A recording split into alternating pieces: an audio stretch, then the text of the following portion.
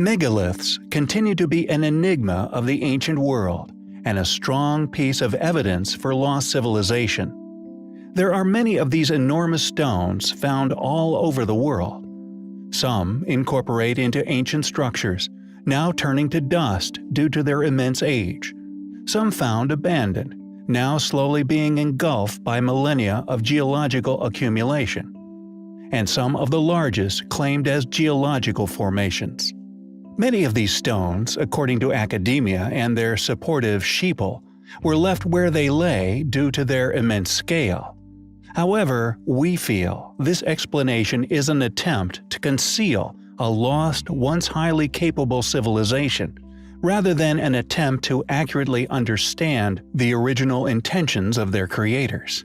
For example, the stone of the pregnant woman of Baalbek, weighing in at more than 1,000 tons, was long explained away as having been left where it is found. This due to its immense size, claimed as having been too large for our ancestors to move. This tale, still circulated by certain groups of thought, regardless of the fact that since this excuse was created, the stone has been found to be resting atop another, possibly of a larger scale, making the remnants of a stone wall, once of unimaginable size.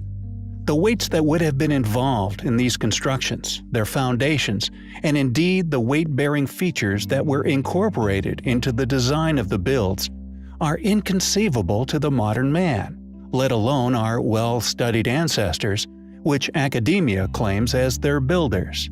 Structures such as the Great Pyramids were undoubtedly calculated and carried out by a civilization of immense capability. For example, on a much smaller scale, yet still demanding unquestionably advanced knowledge of architecture, a structure we recently covered, the Treasury of Atreus. This enormous ancient dome also incorporates features indicative of advanced civilization. Known as a relieving triangle, this small triangular opening above the structure's enormous 120-ton lintel was included as a necessity to carry weight away from the doorway down the structure's design. This feature included to prevent undue stress on the stonework, undoubtedly contributing to the structure's longevity.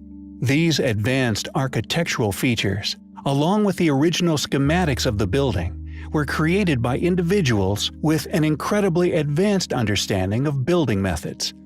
It is clear to all who investigate these features in detail, architectural characteristics shared throughout the ancient world, that they were simply not understood by our less capable, more recent ancestors. The mind-boggling calculations that were accurately made before the structures were undertaken are clear for any architect of the modern age to see, and when confronted with these details, many quickly realize just how astounding these ancient achievements were. This conclusion can be made absent the enormous blocks that were also included in the build. Regardless, the fact that these stones were also a necessity to accomplish such feats, they are undoubtedly highly compelling. Tambo Machai is an ancient site located within Peru that, like so many others within this remarkable landscape, clearly demonstrates a level of sophistication within its stonework unquestionably far out of the reaches of those who are academically claimed to have been the builders of these remarkable sites. It is a site that not only possesses the same mind-boggling methods of polygonal masonry as that of Machu Picchu and Sacsayhuaman, among many others, but also exhibits an excellent example of the levels of refinement that also went into the building of the irrigation systems throughout the area. Systems that, although unimaginably old, still function perfectly to this day. Furthermore, and perhaps most intriguing regarding this area, even eclipsing these astonishing feats of ancient engineering, is an area in particular which exhibits some of the most perplexing peculiar feature to be found anywhere in ancient Peru. This area of stone is not merely vitrified, but was, at some point within the distant past, turned to lava. With the limited investigations available, predictably none of which undertaken by funded academics, It has been revealed that this mysterious event did not occur as one would have presumed, from a heating from above, but from beneath, or perhaps from within the center of the stonework, successfully melting the stone wall in its entirety into a pool of liquid magma.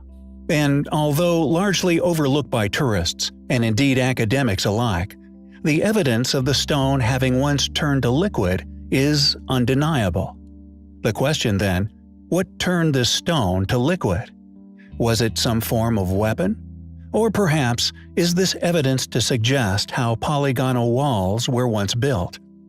Perhaps these as yet unexplained polygonal walls were constructed with such precision due to a past ability of its builders, able to melt and shape these stones prior to placement. Or perhaps, could this melted stone be evidence of a war? One that occurred between the inhabitants of these ancient ruins and an unknown entity, ultimately resulting in their demise. Perhaps being the reason why these highly advanced, highly capable ancient people from these civilizations not only mysteriously disappeared, but left many a quarry amid ancient stonework seemingly abandoned, left where we find them today.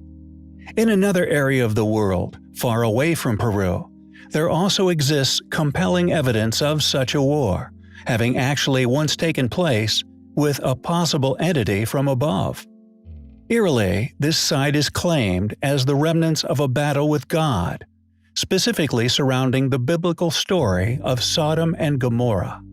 Sulfur balls embedded among the landscape at this specific site is undoubtedly compelling evidence to support these accounts of war, a holy war undertaken at this specific location that, regardless of Holy Scripture, was fought with a foe of considerable ability. Exclusively found at these sites are white, pure sulfur balls embedded in the mortar that now, due to their tremendous age, are slowly turning to powder. The sulfur found at these sites has also, intriguingly, been tested from 93% to as high as 98% pure sulfur, with trace metals such as magnesium found within that would have produced astounding heat, easily capable of melting stainless steel and indeed the stones within Peru. Furthermore, the brimstone found is significantly different to sulfur found elsewhere, almost as if this brimstone was specifically designed. For example, sulfur from within natural geothermal regions is yellow in crystal form. We find all these evidential factors highly compelling. Along with the many other unexplainable feats undoubtedly left by a highly advanced, highly capable lost civilization, there are the countless examples of extreme precision stone cutting. Not only is this remarkable past capability visible in their many stone walls and fortresses alike, but also in their exquisite artwork.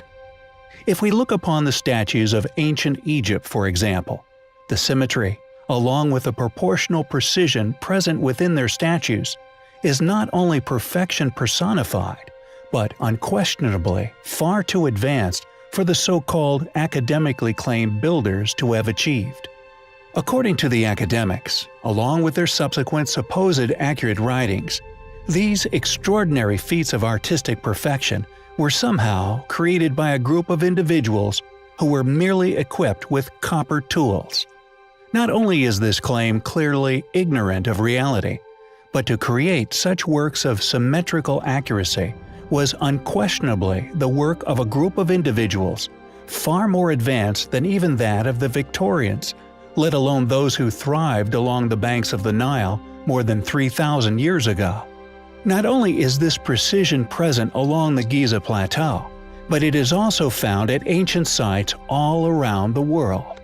Masterfully created statues and structures, often carved straight out of stone bedrock, with such vision and artistic prowess that many now presume that the individuals capable of such feats must have had advanced machinery at their disposal. Most of ancient India, for example, is created with such delicacy and exactness that we today could only accomplish the same with the utilization of modern machines.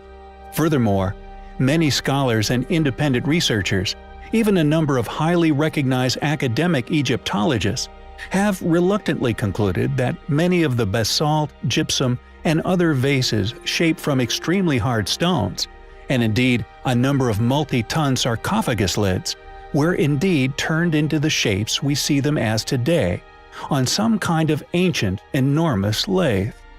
This conclusion is made regardless of the fact that to create such enormous stoneworks on a lathe would have undoubtedly been out of the realms of capabilities for those who are currently claimed as their creators. Not only do the ornamental artifacts of Egypt and much further afield strongly indicate machined working, but there is also overwhelming evidence of these same machines reminiscent of modern stone-cutting equipment present all over the world. Yet, conveniently, it is quietly ignored by the same individuals who have supposedly unraveled the history of these sites. Pumapunku, Giza's basalt floor, other areas throughout Giza, Peru, Malta, the list goes on. All these sites not only indicate an advanced, highly capable constructor, but also possess countless marks that, as of yet, we can only explain logically as having been left by precision, quick-rotation, stone-cutting machinery. They are yet another overwhelming collection of evidence, which not only flies in the face of current academic explanation, but proof of an advanced, now lost civilization, having once been responsible for these sites' construction. They are highly compelling.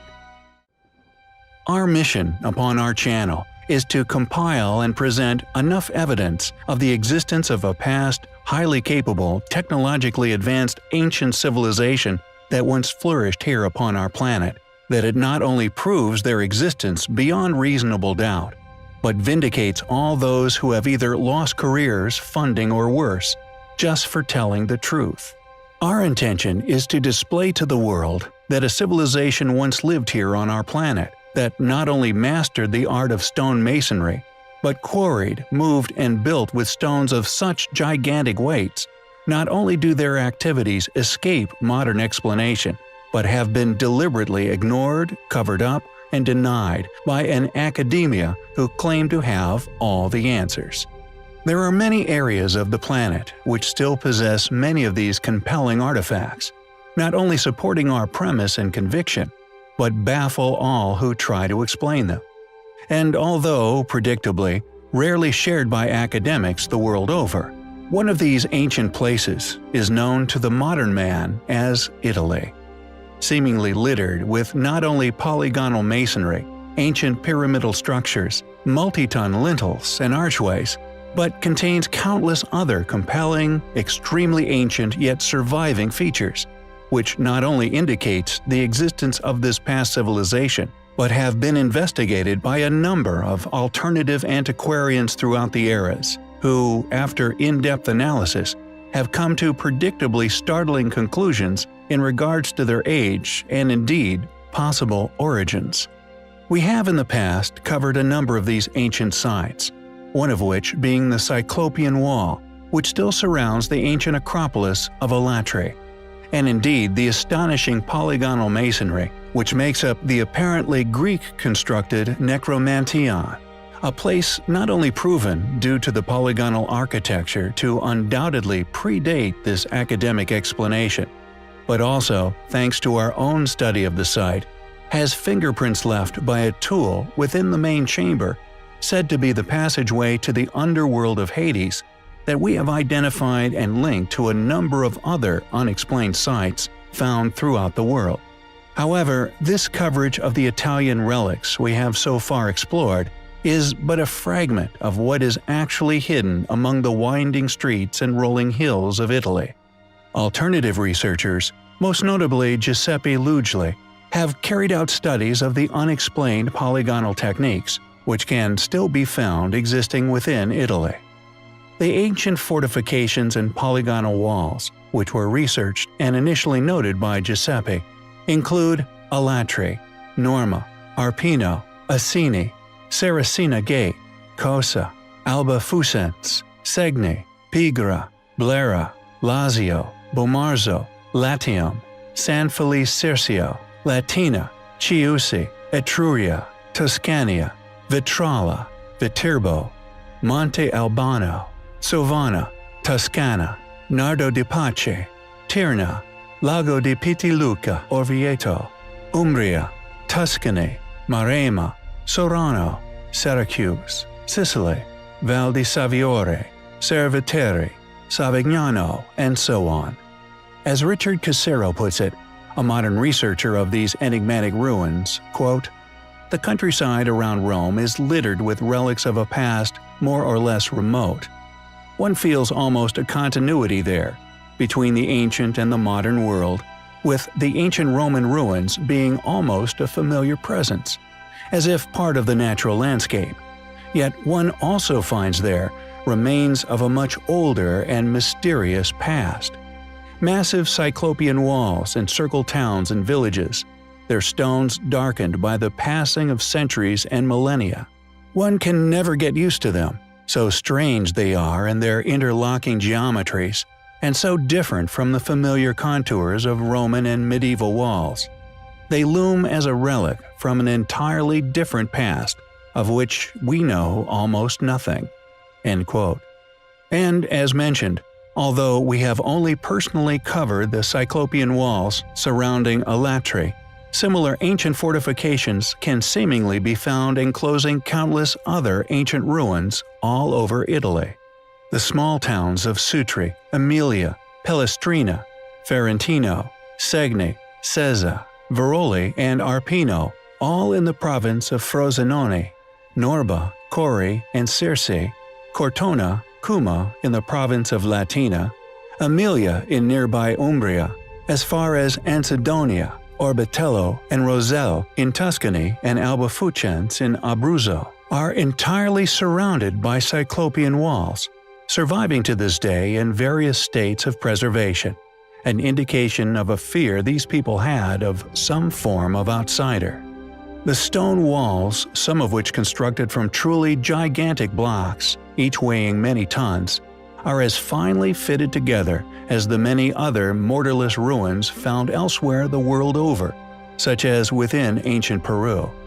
But it is their near impossible acute angles and interlocking corners that caused the greatest of amazement, that just like the polygonal masonry found all over the world, was created as if each stone was individually carved to be a piece of a gigantic jigsaw puzzle.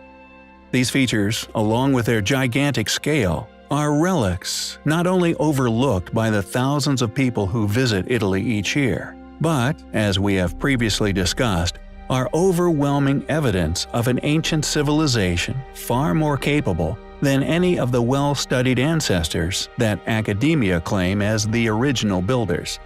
These remnants are undoubtedly evidence of a past civilization that were not only vastly more proficient in masonry than even the modern man, but were also obsessed with building enclosed fortifications, as if to avoid some form of outside invader or possible natural threat. Who built ancient Italy? Why did they build with such focus on fortification? How old are these relics? We feel that due to their inexplicable nature, they are undoubtedly relics left by a now lost civilization, yet continue to be ignored by an academia who deny this people's past existence. Regardless of these denials, we find ancient Italy highly compelling. Bozda Cave, within modern-day Turkey, is unquestionably an astonishing place. An enormous cave system that many people simply assume is a natural formation, with select areas quarried out, subsequently used to build numerous ruins throughout the area. However, what many people have seemingly overlooked, and we presume funded academics have deliberately ignored, are the signatures left all over the stonework throughout the network of caverns, strongly indicating that this huge complex was once, somehow, hewn by ancient man. Also, and perhaps most intriguingly, is that this task was completed using a number of different advanced tools, whose marking, thanks to ours and others' astute research, has also been found scarred upon many other ancient sites, some located far away from this enigmatic cave system. The stone, once quarried out to create this enormous cavern, subsequently located as having been used to create a number of remarkable precision-cut monuments, including a once existing wall which surrounded an ancient site known as Hairan. Additionally, due to the realization of this quarried stone having been used in Hairan, in addition to our own previous research, we have successfully linked Bazda to yet more ancient ruins, all dated to vastly different eras within history. Thanks to our channel's creator possessing a photographic memory, we have correlated undeniable characteristic similarities, connecting many of these ancient sites throughout the world. Firstly, the signatures left by advanced stone-cutting technologies, tool marks left upon the cave system's walls. Scars upon the stonework, which are present at many other sites, Baalbek in Lebanon, Petra in Jordan, Yangshan Quarry within China, and at least 2 rock-cut monuments within India, the roof of a precision-cut cave, and an unfinished temple known as Veduvan Koil. This crescent-shaped scarring, often of an overlapping fashion, we feel is reminiscent of scars left by modern-day tunnel boring equipment. Yet due to the lack of in-depth research surrounding such anomalies, with these tool marks, as far as we are aware, only receiving limited attention at Baalbek and merely photographed at Yangshan, have begun to name such markings ourselves in an effort to categorize and identify such curiosities being discovered worldwide, with these now known to us as crescent cup and ring marks.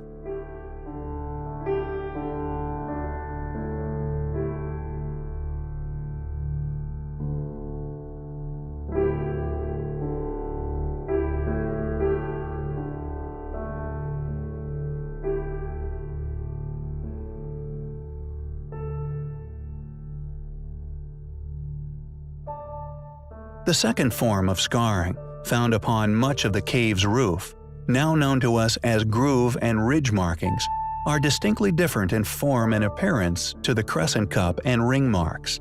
These rows of grooved scars, however, are identical to those found in plain sight upon the unfinished obelisk located within Aswan Quarry, Egypt. A stone monument well over 1,000 tons in weight, which has long been academically argued as having been abandoned where it lay, due to a fault line discovered during the quarrying process. However, interestingly, others have presented strong evidence that this crack appeared later within history. A fellow alternative researcher, Chris Dunn, argues within his book Advanced Technology in Ancient Egypt that the crack happened later on in the obelisk's life, and that the monolith was abandoned before the fault appeared. Backing up his claim, he shows that details upon the monument were being engraved over the top of the location of the fault line, an undertaking that would have clearly been illogical. Although he does not put forward a postulation as to why this crack occurred, we believe it may have been due to a shift in the surrounding geography, more than likely a ground-shifting earthquake, not only cracking the obelisk, but possibly due to and accompanied by a cataclysmic event, which quite possibly caused the demise of the civilization, who were liberating the obelisk, thus leaving it unfinished. But I digress. Our focus is upon the scars left by enigmatic, clearly advanced stone-cutting tools, preserved with clarity upon the erosion-resistant granite of the obelisk. These exact markings also undeniably litter the ceiling of the Bazda cave. Additionally, these groove and ridge marks are also found upon the megalithic, often polygonal stonework within Peru, at Cusco, the fortress of Sacsayhuaman, and Machu Picchu, to name but a few. The third set of signature scarring upon the cave stone walls links Bazda Cave to another similarly gigantic artificially created cave system, known as Longyu Caves, located within China. Once an undoubtedly immense excavation, yet the quarried stone from this undertaking has never been located. Millions of tons of stone seemingly vanished from the face of the earth. However, thankfully, the quarried stone from the Bosda cave systems, as mentioned, was utilized and located. However, the civilization responsible for shaping these quarried stones at Haran were unquestionably responsible for several other sites found around the world. YouTube channel New Earth, first linking these curiously shaped stones to Nimrod's fortress on Mount Hermon with Jerash in Jordan, with us continuing this trail of connecting ancient dots, thankfully due to the uniqueness of stonework. Let's compare the Nimrod fortress with this historic city in Jordan, which according to mainstream sources was conquered by the Romans, and they built their typical Roman architecture consisting of columns and so on the top of the older ruins. So here they are assuring us that the Nimrod style large blocks are pre-Roman. Now, those very same blocks, when they are in Baalbek, they are telling us it's Roman. In the Temple Mount, they are again assuring us that they are some 2000 years old. In Bosnia, they are telling us they are whatever, 3 or more thousand years old, and of course they are built by some obscure, unknown tribe, of which even the name they had to fabricate. Enabling us to link the royal kurgan in Crimea to New Earth's discoveries, and now to the ancient ruins of Haran in Turkey. Not only can we argue that this cave system was indeed man-made, but is the only site we know of that possesses such an array of these enigmatic stone-cutting technology scars, allowing us to successfully link it to at least 15 ancient sites around the world.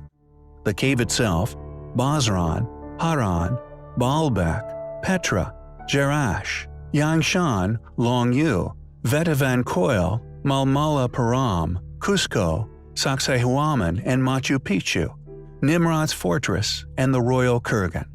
Possibly many others we are yet to recognize.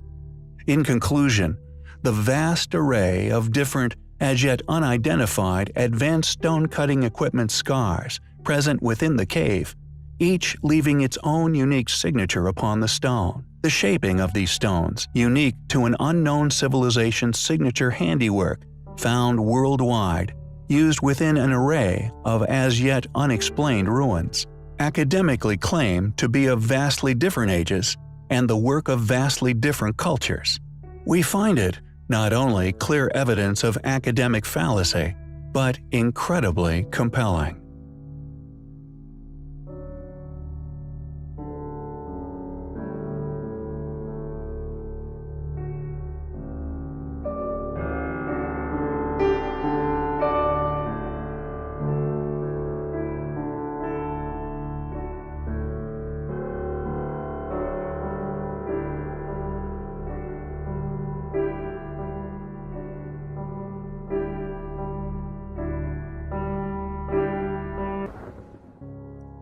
The royal kurgan, undoubtedly an astonishing, highly unusual ancient structure, one of many such structures found within the local area, yet the royal kurgan the most impressive by far.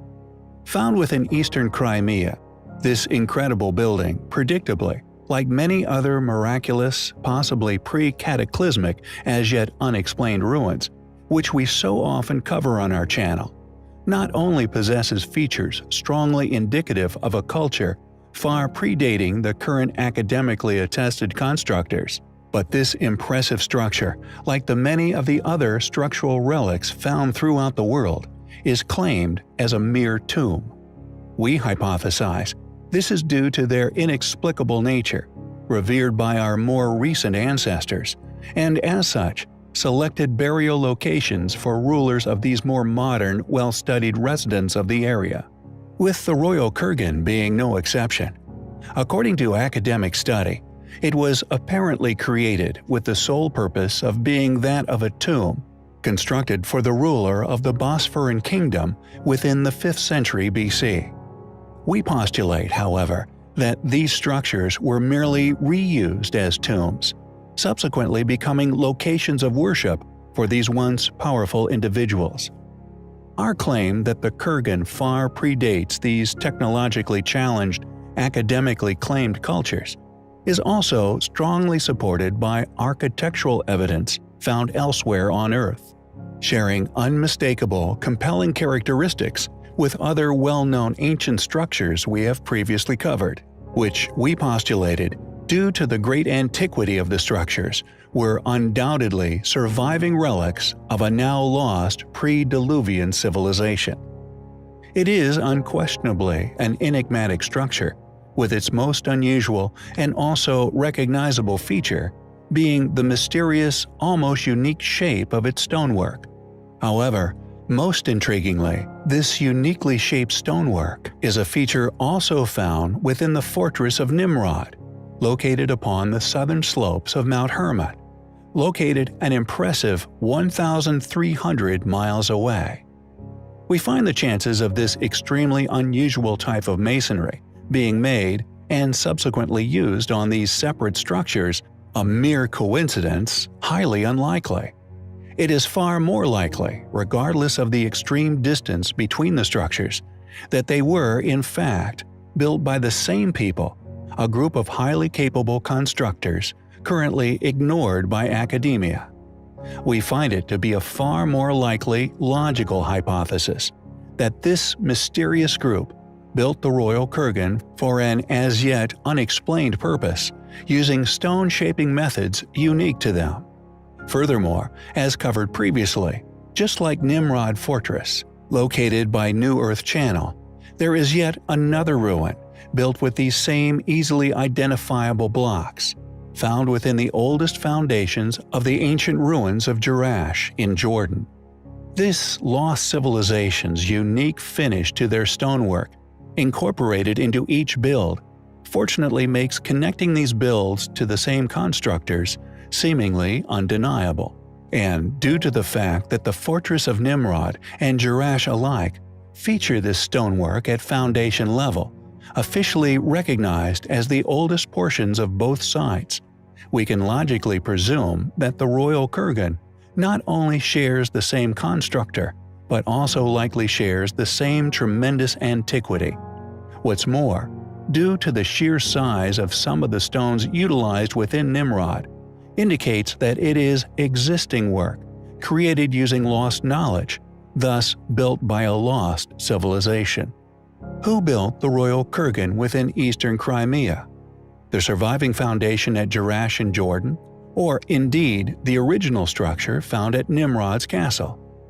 Were these structures built by the same, once highly capable, highly advanced ancient civilization? If not, why do they share such an unusual, unique style of stonework? What was the Royal Kurgan built for? When was it built? We find its enigmatic shape, construction technique, and indeed seemingly identical stone characteristics, linking it to the other ruins of tremendous antiquity, each located thousands of miles apart. Highly compelling. The Nimrod Castle, which translates as Castle of the Large Cliff, is an astonishing ancient fortress. And although this awe-inspiring site has predictably been dated to the medieval era, we feel that due to the many anomalous megalithic blocks within its construction, it is far older than this, and undoubtedly a remnant left by a highly advanced civilization, now unfortunately lost to history. This due to academia's funded and often deliberate ignorance. Many of the oldest blocks present within the structure, for example, are all upwards of 10 tons, with some of the heaviest recognized as being over 40 tons in weight. How modern curators and academics alike can attest to these ruins having been created by our tremendously less capable medieval ancestors, we feel, is preposterous. According to those in the so-called know, the fortress was created from scratch during the Ayyubid dynasty, placed within the 12th and 13th centuries. The dynasty undoubtedly existed, This we do not deny.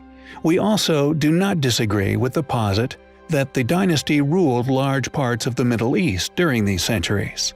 However, we suspect that, just like the many other unexplainable ancient advanced ruins found throughout the world, these more recent ruling ancestors, and indeed the large array of ancient artifacts which they left, creating an archaeological legacy, has been used to conveniently date and explain this miraculous structure away, avoiding the controversial truth which is clear for all to see.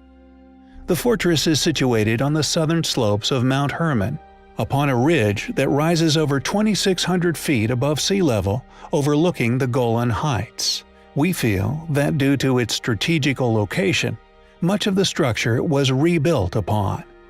This task completed with the purpose of guarding a major access route. We believe that upon the leader of this dynasty, Al-Aziz Uthman, discovering the enormous, impenetrable polygonal masonry still in existence within the walls of the site, that were left by a people who, at some point within antiquity, mysteriously vanished. This leader made the logical decision to build upon the impressive remnants, with these walls being reused, utilized for a more modern fortress. This second phase, predictably made with far smaller blocks, and thus can be easily explained as medieval architecture. A fortress could have indeed been its original purpose, this due to its strategically placed location. Indeed, other ancient, advanced, seemingly impenetrable fortresses can be found in other places within the world, such as Sacsayhuaman, although its true grandeur or its initial advanced builder's intention for the structure may take tremendous, meticulous alternative research to eventually unravel. Furthermore, intriguingly, the enigmatic yet highly recognizable shape of this initial stonework is also present at another site, possibly a number of other sites, although in particular within Jerash, a site currently claimed as Roman. Who built the Fortress of Nimrod? How can academia claim that this site was built by the Ayyubid dynasty, while another ruin, unquestionably constructed with the same form of megalithic blocks, seemingly dating for the same era, be that of the Romans? We feel that these two sites, each containing the same building features, yet claimed as completely different civilizations' work, both placed within our more recent history, yet in vastly different centuries, is clear evidence of academic fallacy, evidence of their explanative contradictions when it comes to the many currently controversial ancient ruins of Earth. Nimrod Fortress is yet another jewel in the crown of a civilization currently lost to history. It is undoubtedly highly compelling. When asked what are the largest, heaviest, and indeed the once most difficult stones to ever have been cut, transported to, and precisely placed within the great structures of the Giza Plateau, we would have previously stated that the granite ceiling blocks found within the King's Chamber in the Great Pyramid were the largest known, with some of these stones weighing as much as 100 tons. However, it turns out that there exist many other stones upon this mysteriously created plateau, which far exceed the pyramid's inner megaliths. Unsurprisingly, these discoveries are rarely shared academically, or indeed to the many people who pay to visit the Giza Plateau each year. The Valley Temple is but one example of these other, less mentioned, marvelously enormous stones, 8 of which are still present within the structure's ruin, the largest of which still being roughly 3 by 3 by 6 meters in size. Furthermore, the same similarly sized stones can also be found within the Khafren Pyramid Causeway Temple. The structure is also rarely discussed or shared by Egyptologists or archaeologists alike. It seems that academics who fear a loss of funding from particular bodies tend to merely ignore that which they are confronted with, which they simply cannot explain. Again, the same enigmatic megalithic blocks can be found in the Causeway Temple of the Mycerinus Pyramid, one finds the same highly eroded, thus extremely ancient stones. It seems that these huge stones seemingly litter the Giza complex, and amazingly, they are successfully ignored merely due to their controversy. Yet the largest to be found anywhere upon this man-made plateau are to be found hidden in plain sight. Overlooked for many millennia, the still remaining foundation stones, upon which much of the east side of the Khephren Pyramid once stood, were not lifted into place, but were indeed transported to this location and precisely placed into position. These stones are so massive and so perfectly dropped into the surrounding landscape that thousands of people have walked right over them every year without ever realizing what they were standing on. Although the true depth and thus complete scale of the block is currently unknown, if it is of a cubic shape, it would appear to be roughly 3/4 the weight of the pregnant woman of Baalbek. She weighs around 1,001 tons, which would make our foundation stone anywhere from 500 to 750 tons in weight. Clearly, a controversial yet incredible discovery, one which takes our understandings of the sheer undertaking that was Giza are still at an early stage. Nonetheless, such discoveries move us one step closer towards finally understanding just who could have built the Great Pyramid Complex of Egypt. Along with the many other currently unexplained feats of engineering present within the ancient ruins of Baalbek's temples, is undoubtedly the variety of ancient stones that were somehow incorporated into the structures.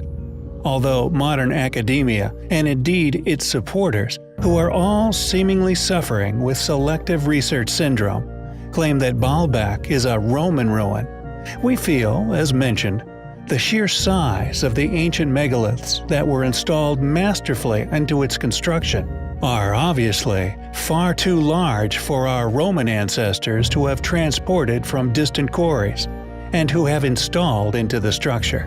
We are more than open to this proposition that they were indeed installed and built by Romans, if we can be provided with one single logical explanation as to how this was done. But, as of yet, this remains elusive, absent any academic explanation as to the site. As mentioned, the astonishing array of ancient stones is also an area that is rarely covered by individuals attempting to convey an air of all-knowing to the masses, as these features are, just like the enormous megaliths present at the site, currently unexplainable. Specifically, it's the pink granite columns. The reason for our focus on these particular stones is the fact that this pink granite is only available at one known ancient quarry, that being the famous quarry of Aswan, located within modern-day Egypt, an astonishing 1,500 kilometers away. Some of these stones weighing in at more than 10 metric tons, this achievement, we feel, is clear indication of the fact that the builders of these ancient sites were far more capable than that of our more recent Roman ancestors. For example, as previously covered on our channel, Henri Layard brought 2 lamassu weighing in at a similar size around 10 tons to London. This task took over 18 months of arduous suffering for hundreds of our modern ancestors, placed a mere century ago to complete. It included several near disasters, and included loading them onto wheeled carts, complex systems of modern pulleys and levers operated by dozens of men, the utilization of over 300 men in total, a barge, and a custom-built ramp to haul them up the steps and into the museum. How these same curators, historians, and academics alike can continue to claim that our Roman ancestors completed such tasks, along with the placement of such enormous stone megaliths, is to us absurd. Was the unfinished obelisk found within Aswan the work of the same civilization? We feel that these pink granite columns could, in all possibility, be a link that connects these two ancient sites, and in particular, the Great Pyramids. Was Baalbek, with its enormous granite megaliths, built by the same people as the Great Pyramids? Is the giant megalithic exoskeleton of the Great Pyramids, which we have already exposed, built with the same techniques as Baalbek? We find the evidence to suggest such, highly compelling. Due to the rigidity of academic opinion regarding the history of man, many sites are stubbornly attributed to civilizations that were simply incapable of their construction.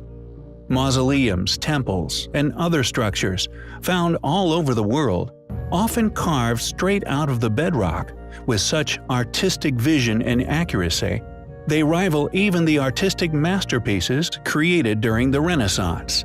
Temples such as the Kailash, among many others found within India alone, that were somehow carved straight out of rock hillsides with stunning precision. Such astonishing feats of ancient stonework that to claim they were created by the currently academically attested cultures, we feel is absurd.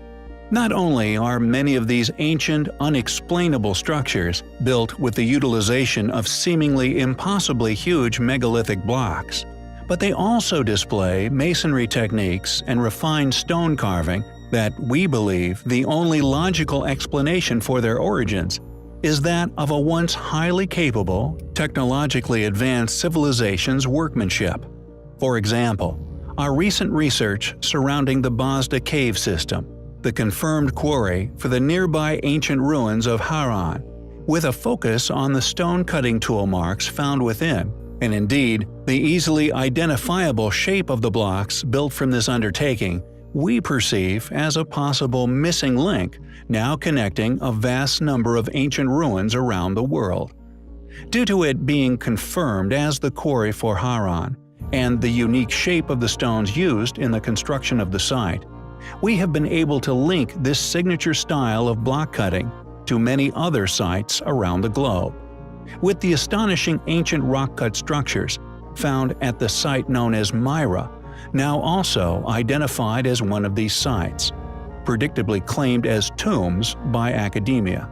And although there is no substantiated written reference for Myra existing before it was listed as a member of the Lycian League in 168 BC, the stonework still existing at the site, thanks to ours and New Earth's efforts, could be seen as that of the same as many other ancient sites, also possessing these signature blocks found at Hassan, which we strongly feel, due to a large amount of evidence, as having a pre-Diluvian origin.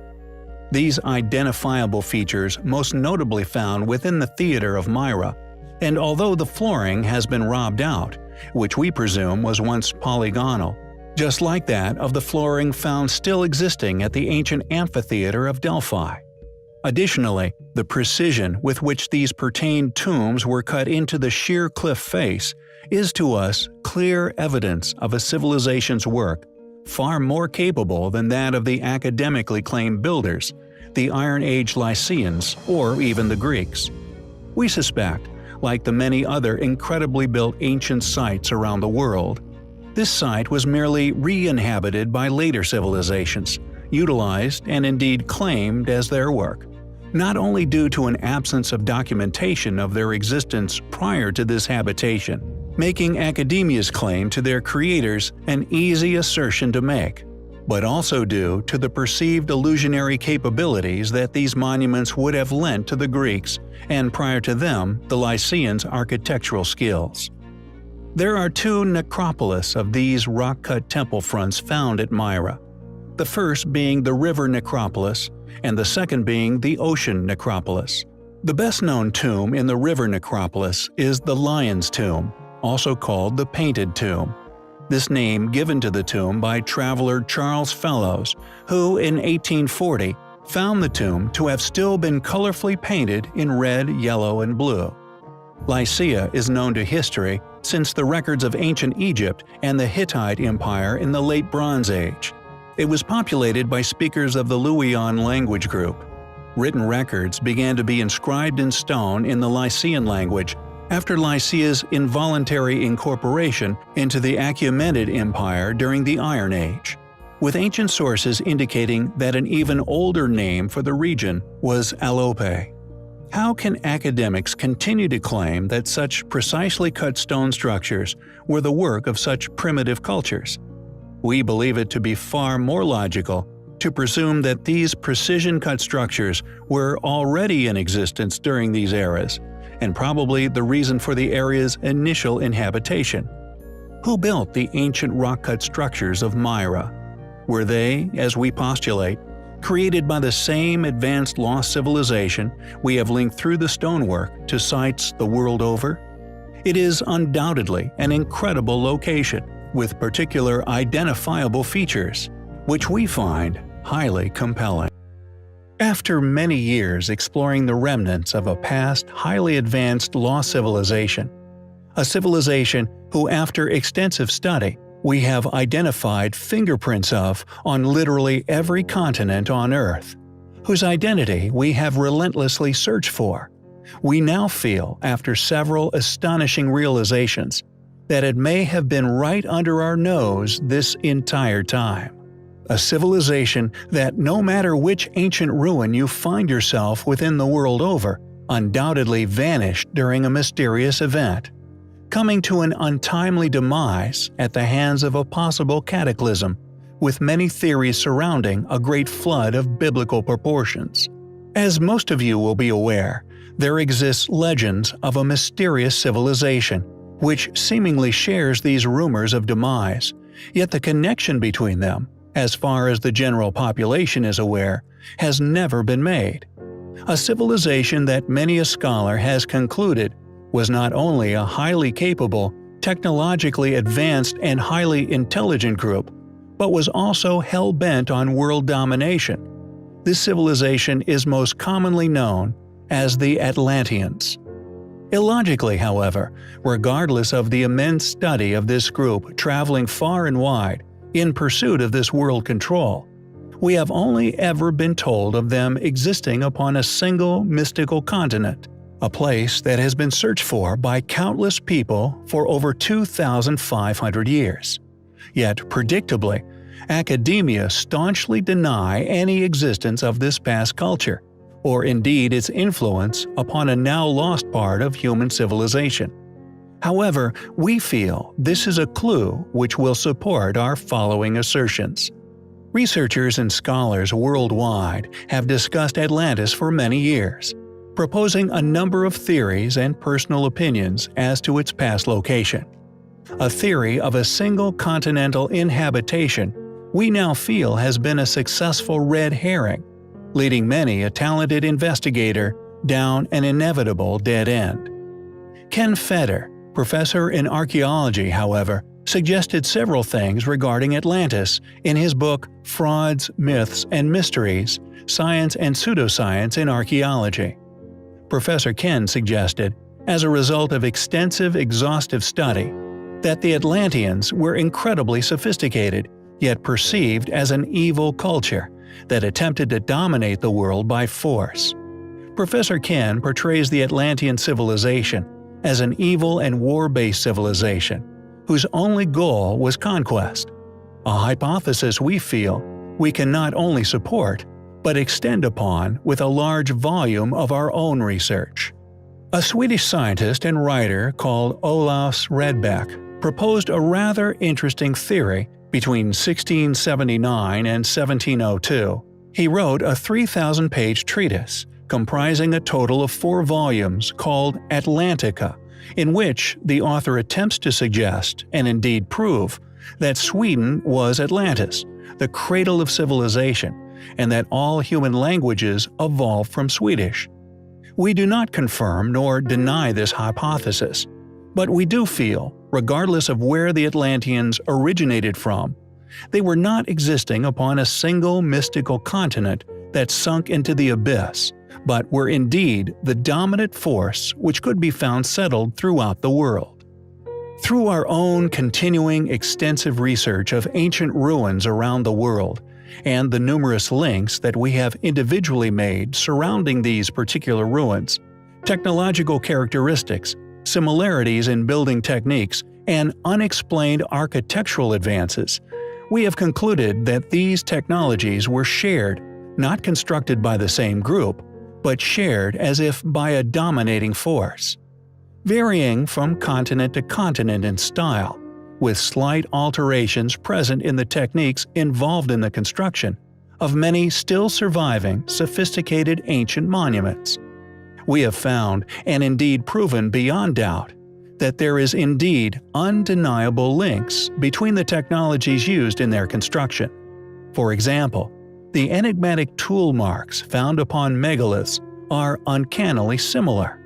The techniques used to build such monuments, such as metal clamps, although varying in shape and metallurgy, the actual knowledge behind such advancements seems to have been shared by a controlling ruling class, who we now feel matches the known identity of the Atlanteans, the only logical culprit, supported by historical rumor of their technological dominances, the only suspect present within ancient historical accounts.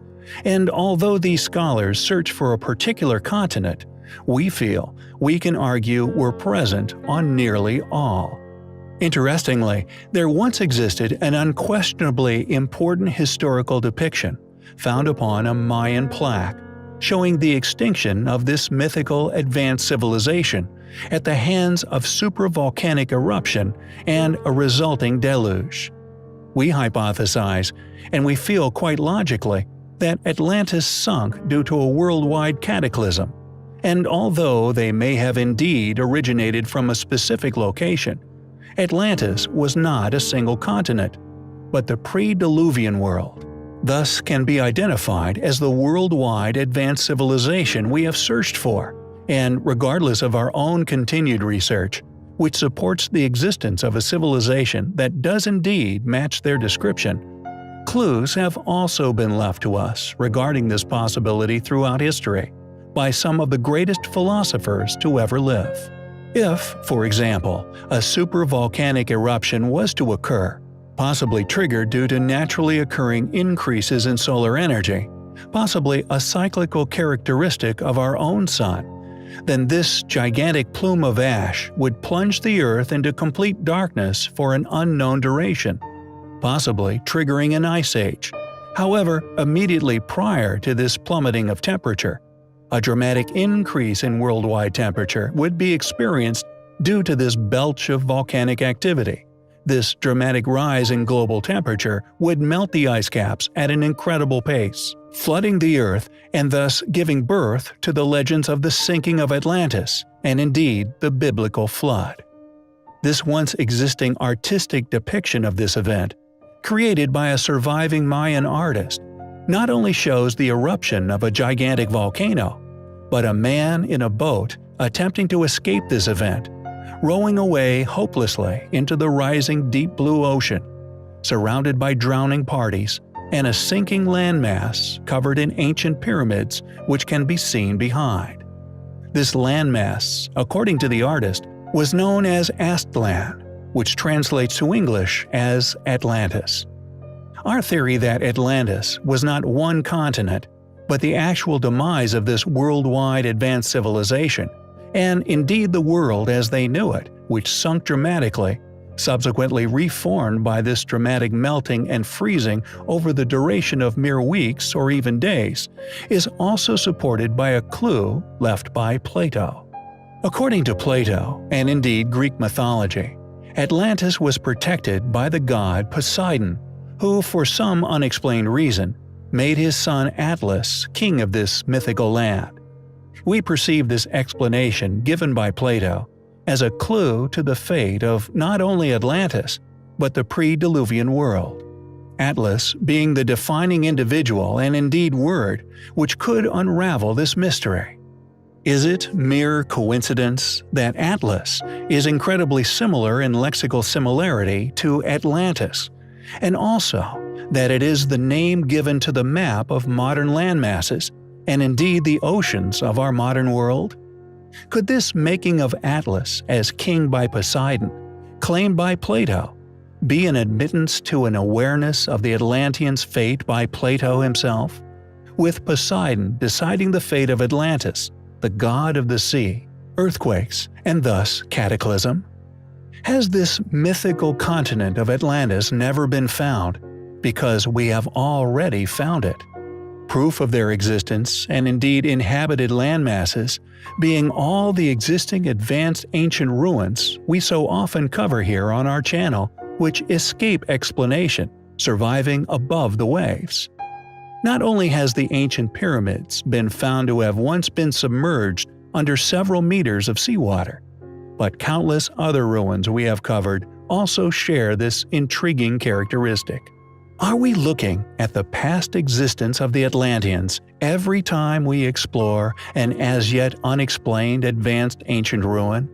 The instructors of these ruins, the font of this knowledge, having been the Atlanteans themselves, who, just like the legends tell of, met their untimely demise at the hands of a great deluge? We find the evidence to suggest such highly compelling. Mersin, a large city and port on the Mediterranean coast of southern Turkey, with some extraordinary ancient ruins.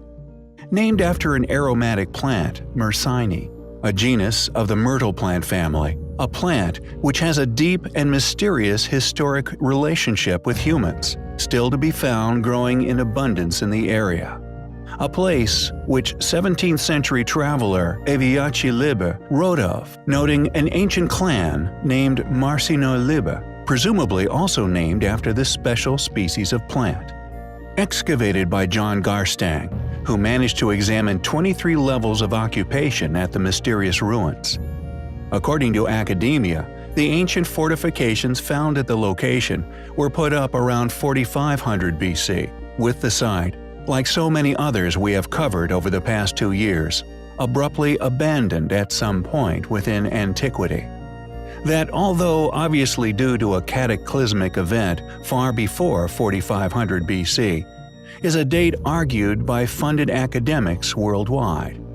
Our recent video explaining our own conclusions of this being due to natural cyclical solar activity, subsequently triggering volcanic eruptions, which in turn triggered great floods and a possible ice age.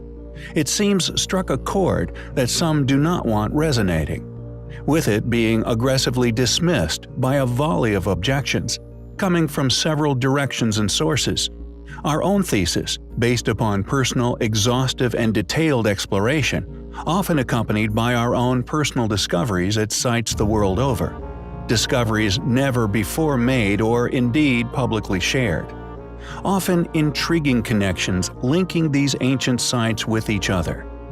Our theory regarding their demise, however, has been attempted to be dismissed, seemingly en masse, in favor of a comet impact, with most of mainstream media, including Nat Geo and indeed the Smithsonian, not forgetting a certain suspiciously successful YouTube channel, which we shall not mention the name of, who we now perceive as controlled opposition to our own hard-earned discoveries and conclusions thereof, releasing a volley of opposing claims shortly before and immediately after our own release of information surrounding our solar hypothesis.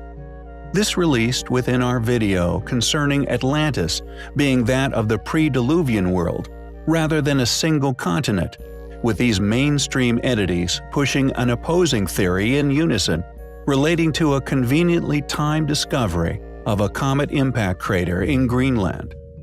Additionally, we also believe we have unraveled, after some contemplation, their motivations for attempting to conceal solar activity as being the original causation. Yet, we will leave it up to you to decide why these ancient sites worldwide were seemingly all abandoned.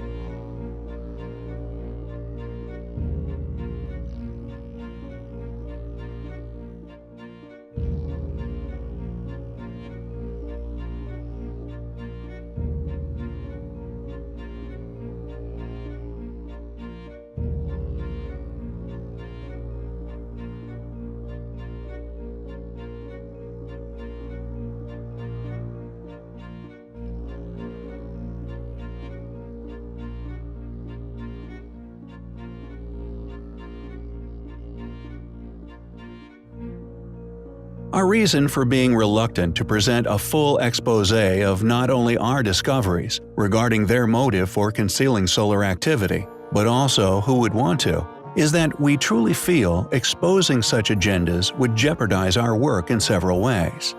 We may digress, however, if we continue our work along the same path. The astute among you may come to realize such motivations on your own. The focus of this video, however, is not solely regarding the recent attack we witnessed upon our work, regardless of the mountain of evidence we have surrounding solar activity. It does not regard the nihilist worship of the sun, a culture we have long postulated were a surviving fragment of this once highly advanced civilization, or rather, what we now perceive was an obsession with the observation of the sun due to fearful memories, rather than that of worship, but rather the uncanny, advanced, as yet unexplainable architecture, which can be found dotting Mersin and indeed the world. Mersin, like many other extremely ancient, well-built fortifications, became a part of many states and civilizations: the Hittites, Assyrians, Persians, Greeks, Seleucids, and Lagids, to name but a few.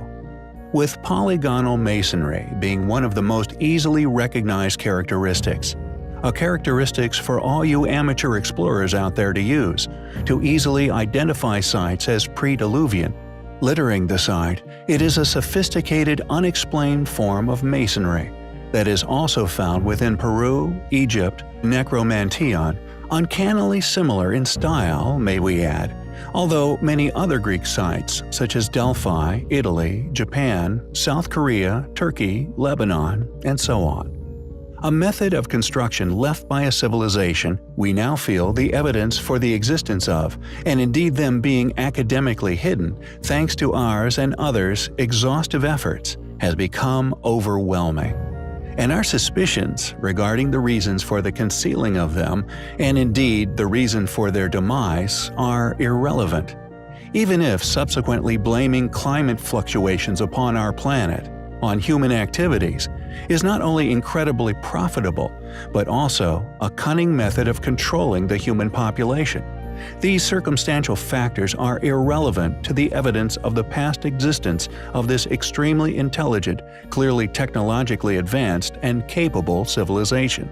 Evidence that has seen funded institutes scrambling to push specific opinions upon inquisitive minds. Regardless of whether we now realize the motivation behind the attack on our channel, undoubtedly being due to the fact that we are certainly onto something, regardless of Poseidon's trident, the undeniable links of this symbolic weaponry with modern-day destroyers, whether physical nuclear threats or spiritual depictive clues, indicators of specific human capabilities, not placed out of mockery, but a nod to those in the know, that if you watch our previous video carefully, will realize strongly supports our theory regarding the Atlanteans, Plato's clue, and academia's awareness yet concealment of such realities. These modern factors are irrelevant to our mission of unraveling the past. However, the fact that it seems that we must now tread carefully regarding the truth of ancient Earth, we do not find concerning, for indeed, we have long expected this reaction, a consequence we predicted would occur once we started to get close to a truth hidden by profiteering. Rather, we find it all to be highly compelling.